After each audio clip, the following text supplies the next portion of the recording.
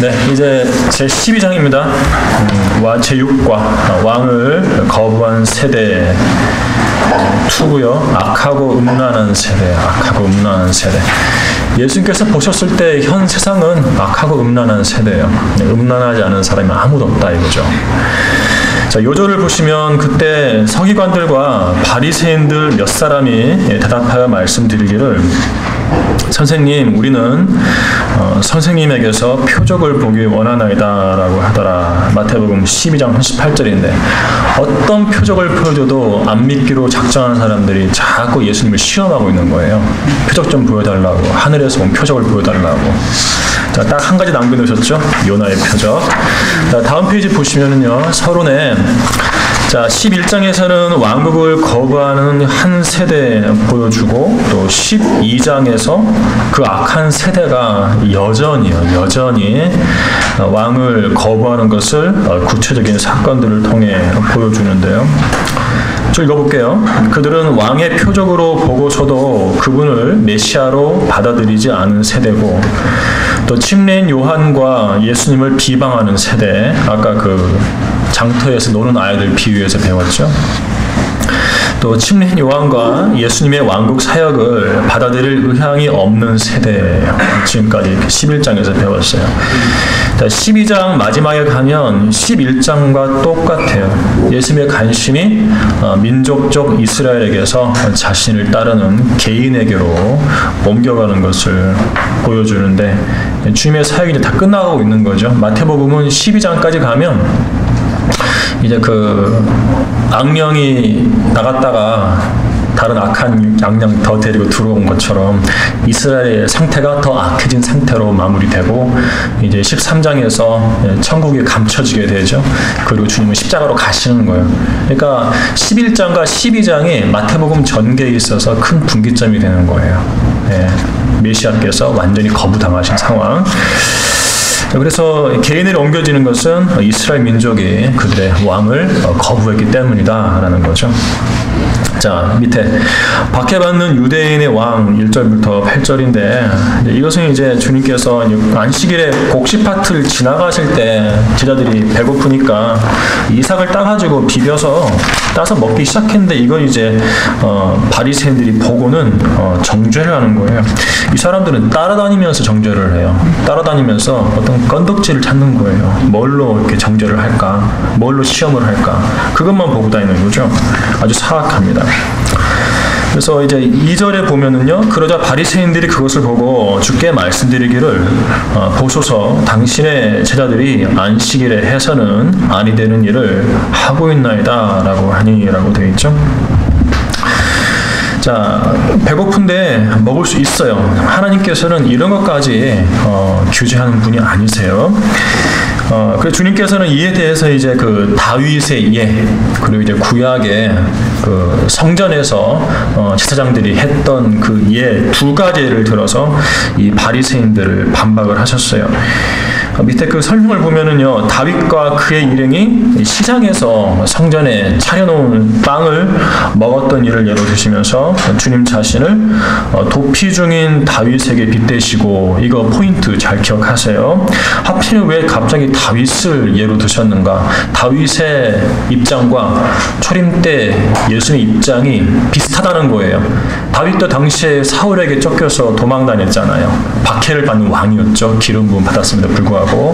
주님께서도 기름 부음 받은 왕인데 자기 백성에게 박해를 받고 있는 상황인 거죠.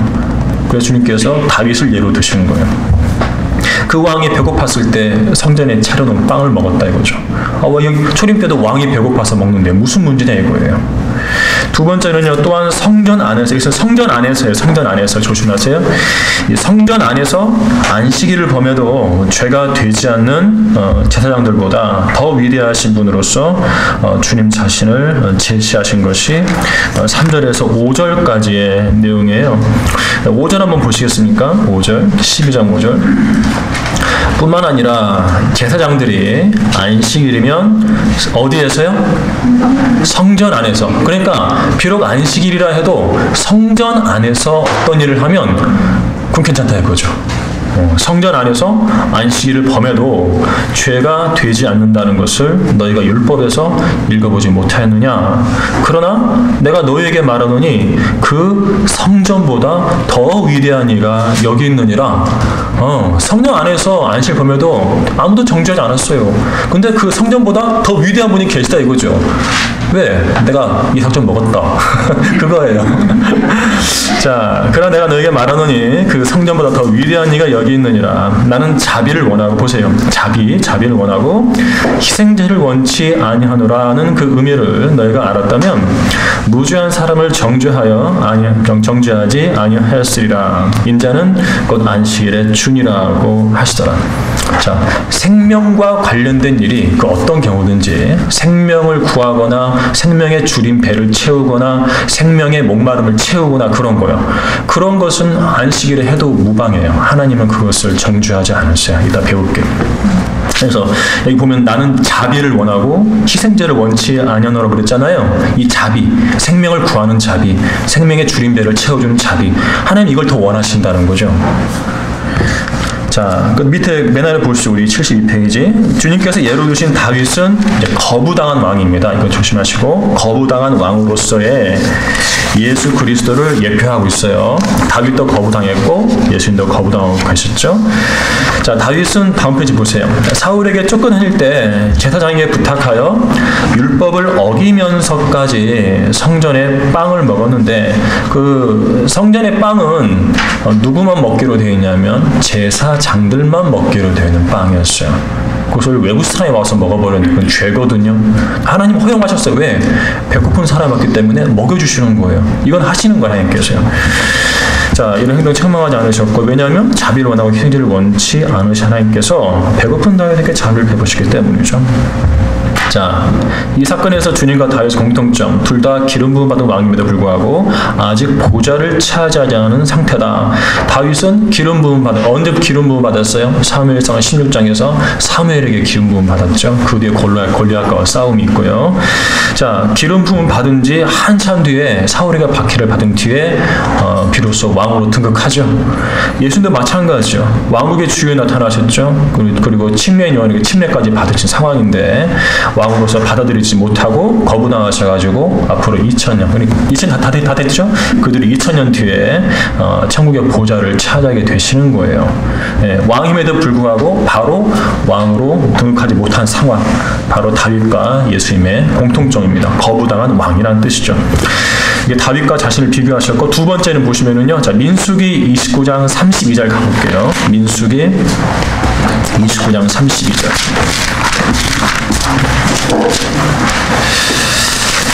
민수기 29장 32절 보시면은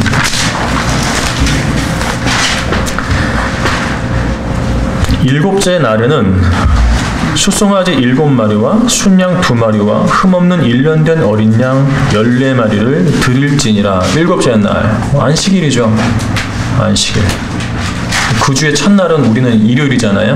네, 일곱째 날은 안식일인데, 안식일에도 짐승을 잡는 것을 성전 안에서는 허용을 하셨다라는 거죠. 죄가 안 됩니다. 자, 이 제사장도 이렇게 안식을 어겨도 7일간 계속되는 일주일 내내 제물도 바치고, 또 빵을 차려놓으려면 매일 아침 빵을 만들어야 하거든요. 성전 안에서. 이거는 안식일을 범한 것이 아니라는 거예요. 하나님 보실 때는요. 그냥 허용을 해주시는 거죠. 자, 그런데 안식일보다는 이것이 보여주는 것은 성전이 더 위대하다. 안식일을 의식적으로 지키는 것보다 성전이 더 위대하기 때문에 성전 안에서 행해진 일들은 다 허용하신다는 거예요. 그런데 예수는 내가 성전보다 더 위대하다라고 말씀하셨어요. 자, 근데 이제 끝에 가서 뭐라고 하셨어요? 인자는 곧 안식일의 주이시기 때문이라. 주. 예, 안식일의 주인이세요. 주님께서는요. 모든 걸 그분 마음대로 해주시는 주이시죠. 예, 전혀 문제가 안 됩니다. 자, 그 다음 볼게요. 그 다음 내용은 안식일의 병자를 고치신 예수님인데, 마태복음 12장 9절에서 14절인데요. 9절과 10절 내용은 거길 떠나가지고 이제 회당으로 들어가셨는데 거기에 이제 한쪽 손이 마른 사람이 있죠. 그러자 이제 그냥 물어요. 이제 늘 지켜봐요. 예수님이 여기서 뭐 할까? 병자가 있는데 10절에 뭐라고 물어요? 안식일에 병을 고치는 것이 타당한 일이니까 라고 하니 이는 그들이 주를 고소하려 함이라. 늘 기다리고 있어요. 따라다니면서. 자, 그런데 아까 제가 설명했잖아요. 비록 안식일이라 해도 생명과 관련된 것을 행하면 봐주신다고 하나님께서요. 그래서 주님께서는 이렇게 물으니까 어떤 예를 드셨냐면 11절에 구덩이에 빠진 안식일에 구덩이에 빠진 양을 예로 드신 거예요. 자, 11절에 너희 가운데 어떤 사람이 양 한 마리가 있는데 그것이 안식일에 구덩이에 빠진다면 붙잡아서 들어올리지 아니하겠느냐. 생명을 구했잖아요. 유대인들이 이런 일을 해도요, 하나님은 그들을 정죄하지 않으셨어요. 죽이지 않으신 거예요. 하물며 지금 회당 안에 한쪽 손이 마른 사람이 있어요. 양이 중요해요? 사람이 중요해요? 사람이 중요하죠. 양보다 중요한 사람의 손 고쳐주는 거 어떻게 생각해? 지금 물어보시는 거예요. 고치겠다는 거죠. 너희들은 너희들의 필요를 위해서 양을 구해내면서 사람을 못 고쳐주게 하느냐? 그거죠. 바로 그 말씀하시는 거예요. 12절에 하물며 사람이 양보다 얼마나 더 귀하냐? 그러므로 안식일에 선을 행하는 일은 타당하니라고 하시니라. 이해되시죠? 자, 왜 하필 양이 구덩이에 빠진 예를 드셨는가? 양보다 사람이 귀하다 이거죠. 자, 그래서 이제 손을 펴게 해서 고쳐주시고 13절에서요. 그래 14절 보세요. 그때 바리새인들이 나가서 그를 어떻게 죽일까 하고 그에 대하여 모의하더라. 안식일에 병자를 고쳐주신 일이 주님께서 궁극적으로 죽임 당하시게 되는 그런 계기가 되는 거예요. 유대인들은 사람보다도 안식일이 더 중요한 사람들이죠. 자, 우리 교재 14페이지 두 번째 문단 보세요. 자, 예수님의 논지는으로 시작한 문단이 있어요. 14페이지. 자, 첫째, 안식일을 의식적으로 준수하는 것보다는 그날에 선을 행하는 것이 옳다. 이분이 바로 하나님이 이런 분이세요. 둘째, 양을 구해내기 위해서 자신들의 필요에 의해, 인간의 필요에 의해서 안식일을 깨는 자들이 양보다 귀한 사람을 안식일에 고쳐주신 주님을 비난할 수 있느냐? 바로 이거죠. 이것이 예수님의 논지예요.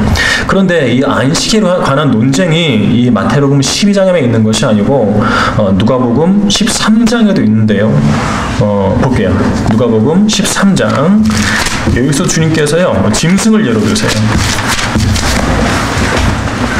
13장 11절에서 17절인데 18년 동안 병약의 영에 사로잡힌 여인이 있었죠. 허리가 굽어가지고 펴질 못했는데 예수님께서 13장 12절에 여인아 네가 너의 병약함에서 풀려나느니라 하시고 안수하시니까 13절에 여인이 즉시 허리 펴고 하나님께 영광을 돌려드린 내용이 있습니다. 누가 화를 내요? 14절에서 회당장이 바로 화를 내요. 예수께서 안식일에 병 고치신 것 때문에 화가 나서 무리에게 대답하여 말하기를 사람들이 일할 날이 엿새나 있으므로 그동안에 와서 병을 고칠 것이요 안식일에는 하지 말아야 하리라고 하니, 이렇게 이야기하니까 15절에 주께서 그에게 대답하여 말씀하시기를 너 위선자야, 너희 각자는 안식일에 외양간에서 자기 소나 나귀를 풀어서 물 먹이려고 끌고 가지 아니하느냐? 짐승들 목마르면 물 먹이려고 멀리 끌고 가서 물 먹이고 오면서 16절 보라 이 여인은 아브라함의 딸로서 18년 동안이나 사탄에게 매여 있었는데 안식일에 이 속박에서 풀어주는 것이 당연하지 아니하냐고 하시더라. 주께서 이런 일을 말씀하실 때 그를 반대하던 모든 사람은 부끄러워하였고 반면에 모든 무리는 주께서 행하신 모든 영광스러운 일로 기뻐하더라. 이해하기 쉽죠? 짐승의 필요는 채워주면서 사람의 필요는 무시하는 거 하나님은 너무 싫어하시는 거죠.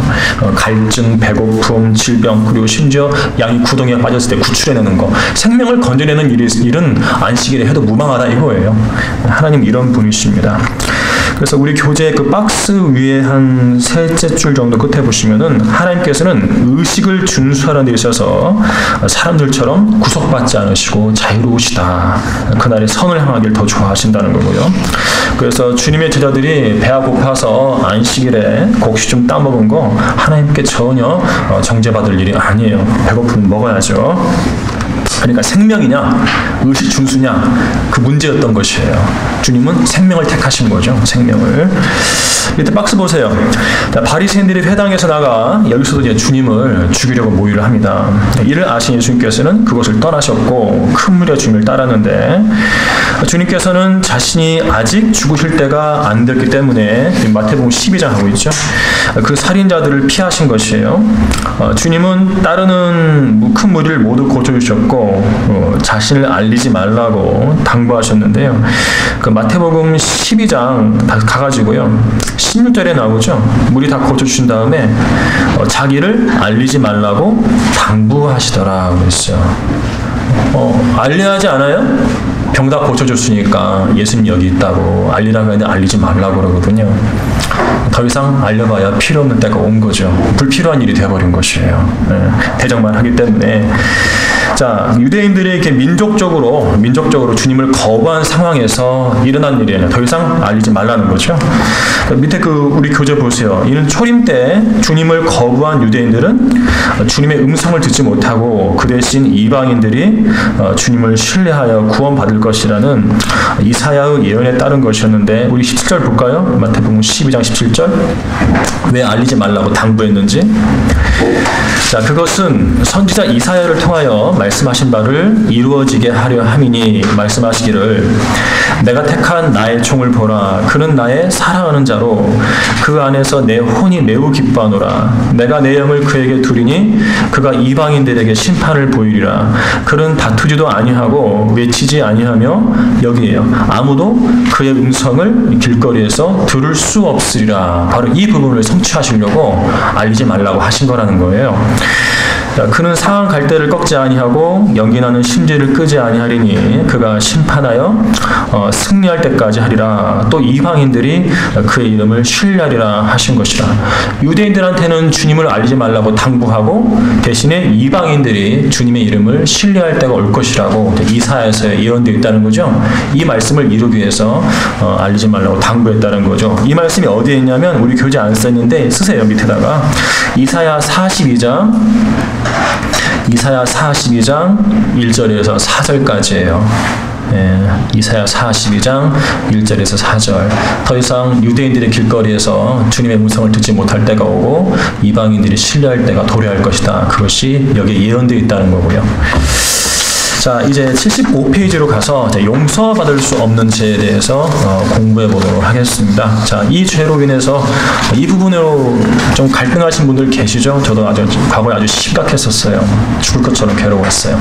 내가 혹시 지었으면 어떻게 하나 그 생각에 무척 많은 방황을 했었는데 자, 우리 마태복음 12장 22절부터 37절까지인데 1번 보면은 마귀에게 사로잡혀 눈멀고 벙어리 된 사람을 고쳐주시자 바리새인들은 주님께서 바알세붑을 힘입어 마귀들을 쫓아낸 것이라고 비난합니다. 이 사람들이 갈 때까지 가죠. 예수님을 거부하더니 급기야 예수님 보고 마귀 들렸다고 말을 하고 있는 거예요.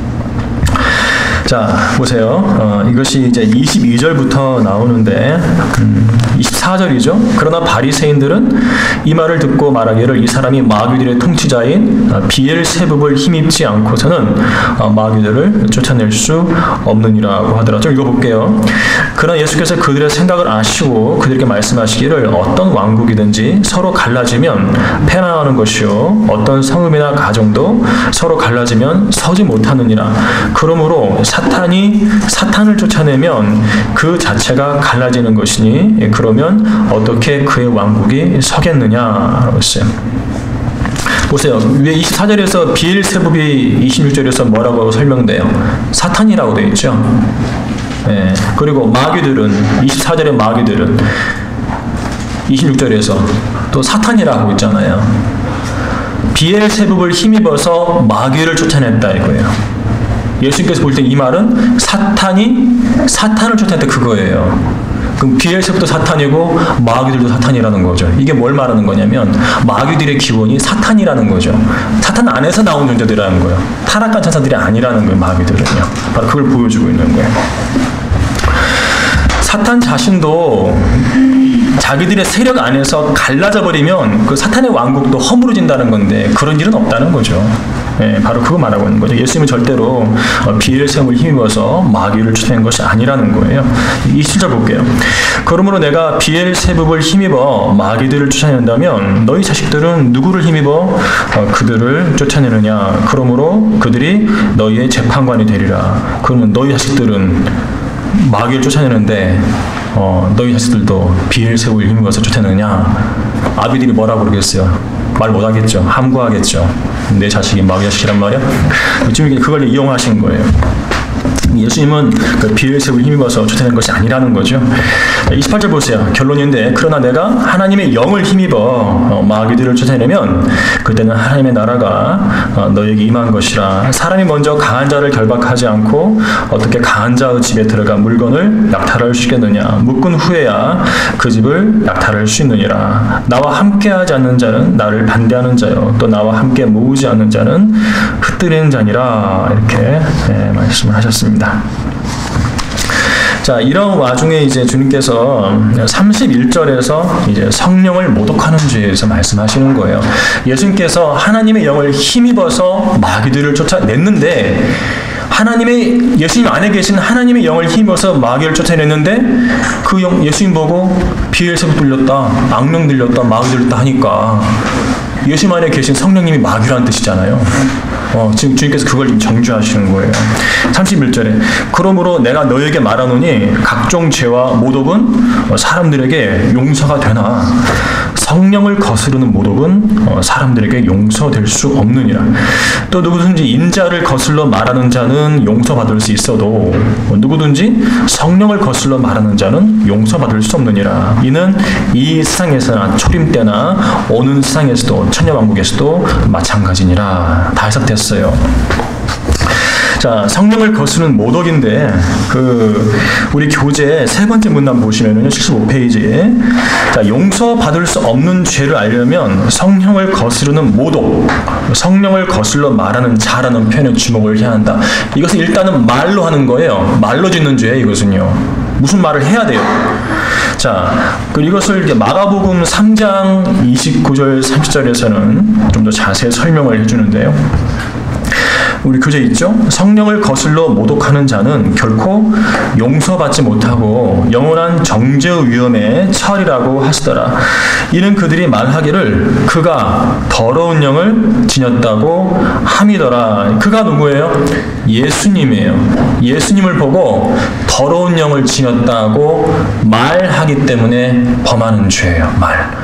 이 죄는 내 눈앞에 계신 예수님 보고 예수님 안에 있는 영이 악령이다, 마귀다, 더러운 영이다 하면은 그때 성립될 수 있는 죄라는 거죠. 예수님이 눈앞에 없으면 이 죄를 지을 수가 없어요. 그래서 주님께서 마태복음 12장 32절 끝에 뭐라고 그러냐면 이는 이 세상에서나 주님이 초림하신 세상이요. 초림 때 세상에서나 오는 세상 천년왕국이에요. 앞으로 올 세상이죠.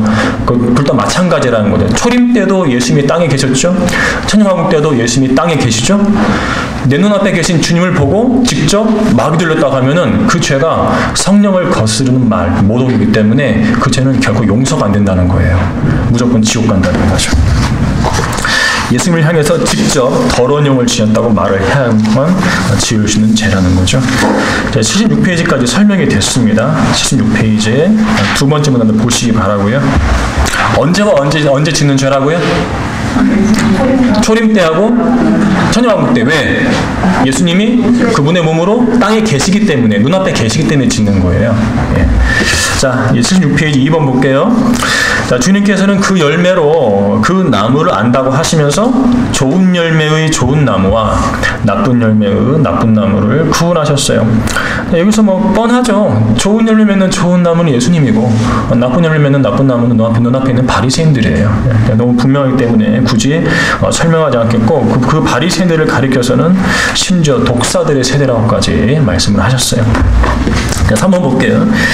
주님께서는 초림 당시 유대인들이 말로 짓는 성령 모독죄와 관련하여 빈말에 대해서도 경고하셨는데요. 36절과 37절이죠.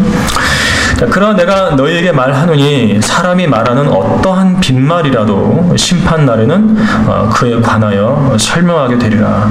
이는 네 말들로 인하여 네가 의롭게 되고 또 네 말들로 인하여 네가 정죄함을 받게 될 것이기 때문이라고 하시니라. 자, 사람이 말로 하나님을 모독하고 성령님을 모독하고 그런 것들을 다루시는 문맥에서 주님이 이제 또다시 말에 대해서 한 가지를 더 가르쳐 주는데, 빈말, 쓸데없이 해대는 말 있잖아요. 그것에 대해서도 주님은 반드시 심판을 하시겠다라고 말씀을 하시는 거예요. 입 조심해야겠죠. 그런데 이 상황은 좀 달라요. 이 36절에서 우리가 좀 유념해서 봐야 할 표현이 전 시간에도 했었는데, 심판날이라는 표현이에요. 심판날. 심판날은 언제를 가리킨다고 그랬죠? 큰 백보자 심판, 그때를 가리킨다고 그랬어요. 그러니까 주님께서는 눈앞에 계신 유대인들에게 백보자 심판 때 그 유대인들이 했던 그 빈말에 대해 심판하시겠다고 말씀하시는 거예요. 우리에게는 직접적으로 적용이 안 되는 말씀 구절이에요. 예. 자, 우리 다음 페이지 17페이지 설명됐어요. 그렇다고 그래서 그럼 우리 그리스도인들은 교회 시대에 말 마구 하고 다녀야 되냐 이거죠. 그건 안 되는 거예요. 자, 그들은 큰 백보자 심판 때 심판받고 우리는 언제 심판받아요? 심판받기 때문에 우리 나름대로 주님 앞에 해명해야 할 게 있는 것이에요. 그래서 우리도 말 조심하셔야 합니다. 우리도 말 조심하셔야 한다. 이상하죠? 저까지 포함해서 말 조심 하시기 바랍니다. 자, 그 신약성경에 보면은 야고보서 한번 가볼까요? 말 조심하는데요. 야고보서 3장 8절 9절입니다. 늘 입이 방정이다, 혀가 문제다, 그런 말들 하잖아요. 말 한마디만 안 했어도 문제가 안 생기는데 그 말 한마디 잘못 내뱉은 통에 문제가 생기기도 하고 그러죠. 이 야고보서 3장 8절 보세요. 혀를 길들일 수 있는 사람은 아무도 없나니 그것은 억제할 수 없는 악이요 죽이는 독이 가득하도다. 혀는 억제할 수 없는 악, 죽이는 독이 가득함, 그런 말씀으로 대변되죠.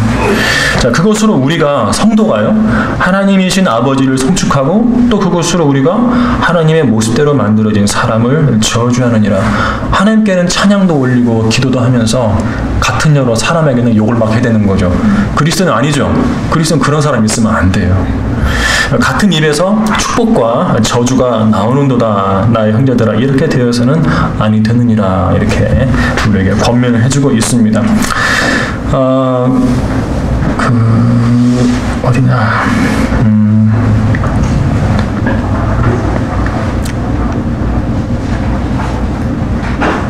1절 보세요. 3장 1절 야고보서. 나의 형제들아, 너희는 많은 선생들이 되지 말라. 이는 우리가 더 큰 정죄를 받을 줄 알미니라. 우리는 많은 일로 모두를 실족시키나니, 누군가를 가르치는 사람들, 메스터스죠, 선생들. 만일 말로 실족해 하지 않는 사람이 있다면 그 사람은 온전한 사람이며 온 몸도 제어할 수 있느니라. 특히 누군가를 가르치는 위치 있는 사람들, 뭐든지 간에 말 조심해야 돼요. 여기서요, 말 한마디만 잘못하면은요, 내려와야 돼요. 그런 게 있어요. 말 조심 정말 잘해야 합니다. 어쨌든 이제 우리가 사용한 혀에 대해서 그거에 대해서 심판을 받는데요. 고린도후서 5장 10절 그 짤막하게 인용해놨어요. 우리가 자기 몸으로 행한 것들을 심판받는다고 기록하고 있습니다. 혀도 우리 몸의 일부죠. 네, 이 혀를 사용한 것에 대해서도 우리는 주님 앞에 해명을 해야 돼요. 조심해야 합니다. 자, 그 다음 보겠습니다. 자, 표적을 구하는 악하고 음란한 세대가 나옵니다. 자, 서기관들과 바리새인들이 주님께 표적을 구하자 주님께서는 선지자 요나의 표적을 제시하셨어요. 자, 39절 40절. 그러나 주께서 그들에 대하여 말씀하시기를 악하고 음란한 세대가 표적을 구하나 선지자 요나의 표적 밖에는 줄 표적이 없도다. 이거 하나밖에 안 남았다는 거예요. 요나가 사흘낮과 사흘밤을 고래 뱃속에 있었듯이 고래 뱃속에서 뭐 했을까요? 네? 네? 기도해요? 네, 이런 대답 나올 줄 알았어요. 그렇게 생각하시더라고요. 요나가 기도한 장소는 지옥의 뱃속에서 기도했어요. 요나는 고래 뱃속에서는 죽어 있었어요. 그래서 요나의 죽음과 지옥까지 갔다가 나온 거예요. 고래가 토해냈잖아요. 부활한 거거든요. 요나는 구약에서 죽고 묻히고 지옥 갔다가 지하세계 갔다가 부활한 유일한 인물이에요. 바로 이 요나가 예수님의 죽으심과 장사되심과 부활하심을 보여주는 표적이 되는 인물이라는 거죠. 예수님 그거 한 가지밖에 안 남았다 이거. 그러니까 주님께서 보여주실 최후의 표적은 죽음과 장사와 부활이라는 거죠. 이것도 안 믿으면 너희는 끝이야. 자, 보세요. 끝입니다. 자, 이것은 이제 그 밑에 설명을 보시면은요, 다 읽었죠? 예, 인자도 그처럼 사흘낮과 사흘밤을 땅의 심장 속에 있을 것이라.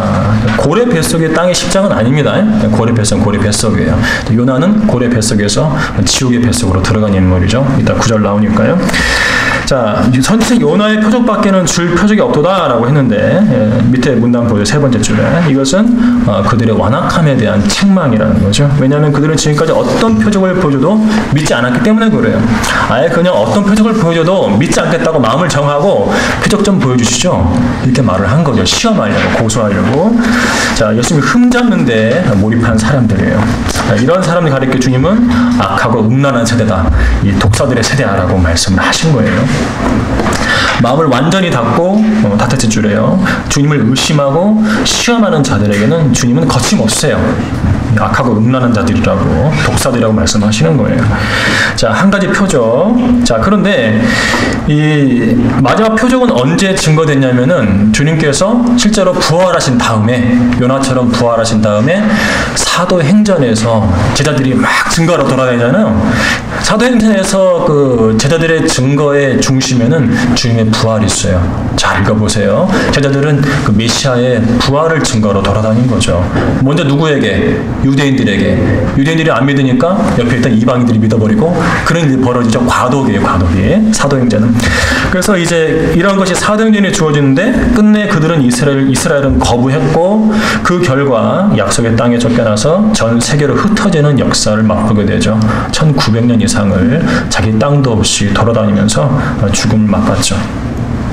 자, 다음 문단 요나의 표적 또 나오는데요. 더 이상 표적은 없다. 사흘낮과 사흘밤 뒤에 부활하시는 표적만 남아있다는 거 네 번째 줄에요. 실제로 표적이라는 건 뭐예요? 눈으로 확인할 수 있도록 보여주는 거잖아요. 귀로 들을 수도 들려주는 거고요.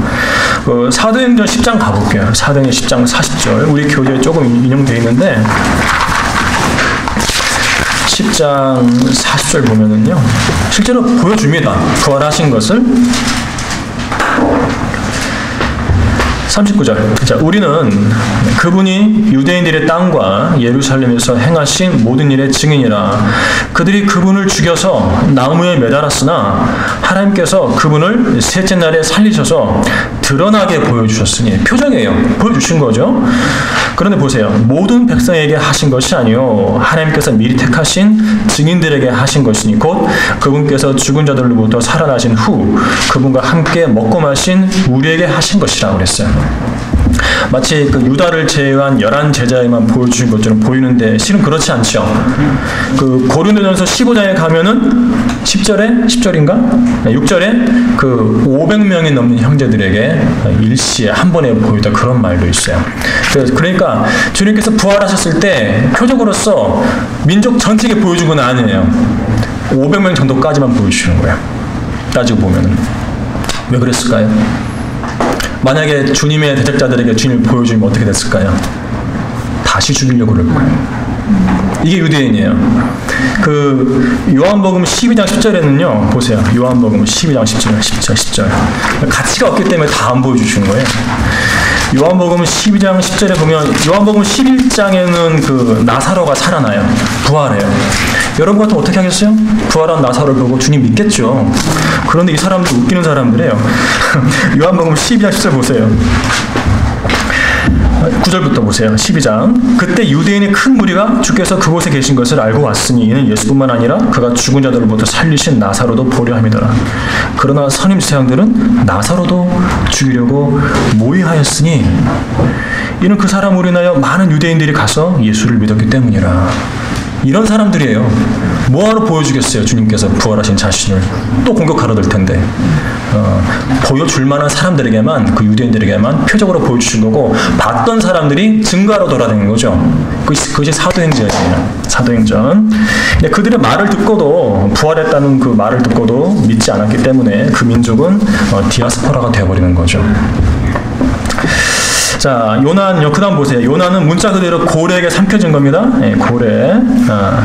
요나가 고래 뱃속에 있었던 일을 주님 자신의 죽음과 연결시키셨는데, 그렇게 보면 요나가 고래 뱃속에서 살해는 게 아니라 죽었다는 것이고, 요나는 그 지옥의 뱃속으로 내려가 거기서 기도한 거죠. 요나서 2장 2절에 내가 지옥의 뱃속으로부터 부르짖었더니, 요나는 그러니까 고래 뱃속에서 지옥의 뱃속으로 내려간 거죠. 혼이. 한글 개혁성 보세요. 한글 개혁성경 밑에 박스. 지옥을 뭘로 바꿔놨냐면 수월로 바꿔놨어요. 수월로. 아예 음역을 해버려가지고 우리 한글 성경을 보면서 지옥의 실체를 알 수 없도록 만들어 놓은 거예요. 이것도 하나의 연막이에요. 성경을 못 보도록. 자, 가장 분명히 요나는 죽었고, 우리 바른 성경에 따르면 그의 혼은 지옥의 뱃속으로 내려가서 하나님께 부르짖었고요. 꺼내주시면 니느웨에 가서 전하겠다고 기도한 거죠. 자, 이처럼 예수님께서도 십자가에서 죽으신 이후에 땅의 심장 속에 들어가서 계셨던 거죠. 지옥에 있는 지하 세계로 가셔서 지옥에서는 우리의 죄를 다 내려놓으시고, 또 지하 세계 나골에 있는 구약 성도들에게는 예수님을 그들의 죄값을 대신 치러주신 하나님의 어린 양으로 선포를 하신 거죠. 그렇게 해서 그들을 사망에서 놓아주신 거예요. 요나의 부활은 우리 다음 페이지에 보면은 고래가 육지의 토해냄으로써 일어나는 거죠. 그렇죠? 요나서 2장 10절에 있고, 이것이 요나의 죽음과 부활이고, 이 요나의 죽음과 부활을 주님 자신의 죽음과 부활의 예표로 삼으신 건데, 유대인들에게 보여줄 표적은 이거 한 가지밖에 없다라고 말씀하셨어요. 자, 2번 보겠습니다. 19페이지에 주님께서는 이후 니느웨 사람들과 남방여왕을 예로 들면서 주님의 위대하심을 설교하셨어요. 아까는 그 성전보다 위대한 분이라고 말씀하셨잖아요. 네. 여기서는 이제 요나도 있고 솔로몬도 나오는데 이 두 사람보다 위대한 분이 예수입니다라고 또 말씀을 하세요. 자, 우리 41절과 42절을 보겠습니다.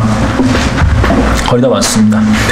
자, 심판 때에 니느웨 사람들이 이 세대와 함께 일어나서 이 세대를 정죄하리니 이는 그들이 요나의 전파로 회개하였기 때문이라. 그러나 보라, 요나보다 더 위대한 이가 여기 있느니라. 어렵지 않아요. 자, 니느웨 사람들은 선지자 요나의 전파로 회개했다. 그래 너희들은 요나보다 더 위대한 나의 전파를 듣고 왜 회개하지 않느냐 이거죠. 그런 면에서 누가 더 월등해요? 니느웨 사람들이 초림당시 유대인들보다 더 월등한 거예요. 그래서 그런 면에서 니느웨 사람들에게 그 유대인들이 정죄를 받게 될 것이라고 주님 말씀하신 거예요. 두 번째는 42절이죠. 남방 여왕이죠. 에디오피아 여왕. 심판 때 남방의 여왕이 시바 여왕이죠. 심판 때 남방의 여왕이 이 세대와 함께 일어나서 이 세대를 정죄하리니 이는 그 여인이 솔로몬의 지혜를 들으려고 땅의 맨 끝에서 왔습니다. 그러나 보라, 솔로몬보다 더 위대한 이가 여기 있느니라. 일개 이방인도 솔로몬의 지혜를 들으러 왔는데 너희들은 솔로몬보다 더 위대한 이 예수 그리스도의 지혜를 듣고도 이렇게 변화가 안 되냐 이거죠. 그런 면에서 너희들은 남방 여왕보다 못하다 이거예요. 심판 때에는 남방 여왕이 그들을 정죄할 거라는 거죠. 어렵지 않습니다. 네, 어렵지 않고요. 자, 마지막으로 이제 마지막이 아니죠. 그 다음 밑에 보세요. 예수님을 거부하면 악령이 들어간다라는 그 말씀이 있어요. 43절부터 45절인데 읽어볼게요. 자, 더러운 영이 어떤 사람에게서 나와 물 없는 곳으로 두루 다니면서 쉴 곳을 찾다가 찾지 못하자 그가 말하기를 내가 나왔던 내 집으로 돌아. 집이 어디예요? 어떤 사람이죠? 그 사람의 몸이 이 악령의 집인 거예요. 악령은 사람의 몸을 집으로 삼아요. 자, 하고 돌아와 보니 그 집이 비어있고 소재되고 단장되었더라. 깨끗한 악하다는 거죠. 그러자 그가 가서 자기보다 더 악한 다른 7명을 데리고 들어가 거기서 사니 그 사람의 나중 상태가 처음보다 더 악화되었더라. 그런데 이 말씀은 그 사람 이야기 하려는 게 아니에요. 이 악한 세대도 그러하리라고 하시더라예요. 그러니까 이런 사람이 있었겠죠. 이런 사람이 예를 들어가지고 이 초림 때 그들의 왕을 거부한 이 초림 당시의 그 이스라엘 민족을 주님께서는 그렇게 비유하시는 거예요. 어떤 내용인가 하냐면 주님께서는 오셔가지고 그분의 전파, 그분의 설교로 이스라엘 민족을 잘 준비시켜 주셨어요. 그들 안에 들어갔던 마귀도 쫓아내고 병도 고치고 또 산상 설교로 여러 가지 말씀을 증거해 주잖아요. 그러면서 이렇게 이 사람으로 치면은 잘 소개시킨 거죠. 단장시키고 그 민족 자체를 왜 예수님을 영접할 수 있도록 잘 청소해 놓으신 거예요. 그런데 거부했어요. 거부했더니 그 상태가 더 악해지는데 어떤 상태처럼 되냐면은 악령 하나가 나왔다가 7명 더 데리고 들어가서 돼버린다는 거죠. 예수 그리스도께서 설교를 통해서 잘 청소하는데 그 예수님을 거부했어요. 예수님께서 그분의 말씀을 통해서 악령들을 내쫓았는데 예수님을 거부한다 이거죠. 그러면 악령만 들어간 것이 아니라 다른 악령도 데려다가 같이 들어가 버린다는 거죠. 그것이 그 초림 때 예수 그리스도를 거부한 그 이스라엘의 상태라는 거예요. 그 80페이지 보세요. 80페이지에. 예. 그 둘째 문단의 둘째 줄 보세요. 주님을 영접할 준비를 잘 해놨는데 결국 자기들의 왕을 받아들이지 않음으로써 주님으로 채워주지 못하고 다 비워놓으니까 주님으로 채워주지 못하면 누가 들어가요? 악령이 들어간다고요. 자, 결국 자기들 왕을 받아들이지 않으니까 이전보다 더 악한 악령들로 채워지게 된 거예요. 예, 그런 그들은 급기야 자기들의 왕을 십자가에 처형하기까지 했고요. 이후 2000년 동안 자기들의 하나님을 잊은 채 방황하며 이방인처럼 살게 됐죠. 심지어 대환란 기간에는 누가 거기에 들어가냐면 이스라엘 민족 안으로 누가 들어가요? 적그리스도가 들어가요. 이 마귀가 들어가는 거예요. 예수님을 거부하니까 마귀가 들어간다고 실제로. 자, 그리고 예루살렘 환란 형제를 통치하게 되죠. 하지만 예수님 다 재림하셔가지고 이스라엘 안으로 들어온 그 마귀를 몰아내시고 주님이 들어가시는 거죠. 예, 초림 때 받아들였다면 그런 일 없겠죠. 예. 그런데 이것은 이스라엘 민족 차원이고요. 영적으로 봐도 그래요. 예수 그리스도를 증거하는데요. 안 받아들여요? 그럼 그 사람은 더 악해지는 거 이전 상태보다도요. 더 완악해지고 그러는 거죠. 더 많은 마귀가 들어가는 거예요. 밑에 박스에 있죠. 사람은 성령으로 채워지든지 악령으로 채워지든지 둘 중 하나로 채워지게 돼 있어요. 예수 그리스도를 거부한 죄인은 악령으로 채워지고 주의하세요. 복음의 진리대로 살지 않는 죄 짓는 그리스도인도 역시 악령으로 채워지는 거죠. 왜 사람이 우리가 처음 만났을 때하고 나중하고 달라지는 경우 있잖아요. 악령이 들어와서 그러는 거죠. 변해버려요, 사람이요. 조심해야 합니다. 말씀을 배웠을 때 그 말씀 그대로 살아야죠. 그대로 살지 않게 되면은 마귀의 종이 되는 거예요. 그러니까 배운다고 중요한 게 아니라고 그랬어요. 실행을 해야 한다는 거예요. 실행이 중요한 거죠. 그렇죠? 네, 마지막입니다. 자, 예수님의 참된 모친과 형제들이에요. 46절부터 읽어볼게요. 주께서 아직 무리에게 말씀하고 계시는데 보라, 주의 모친과 형제들이 밖에 서서 주께 말씀드리고자 하더라. 그때 한 사람이 주께 말씀드리기를 보소서 당신의 모친과 형제들이 당신과 이야기하려고 밖에 서 있나이다 라고 하니 서운할 말씀하십니다. 주께서 그 말을 한 사람에게 대답하여 말씀하시기를 누가 내 모친이며 누가 내 형제들이냐라고 하시고 밖에서 들었으면 서운했겠죠. 주의 제자들을 향하여 자기의 손을 내밀며 말씀하시기를 나의 모친과 나의 형제들을 보라. 누구든지 하늘에 계신 내 아버지의 뜻을 행하는 그 사람이 나의 형제요 자매요 모친이니라고 하시니라 했어요. 자, 좀 특이한 말씀이죠. 예. 여기서 그 50절에요. 누구든지라는 말씀이요.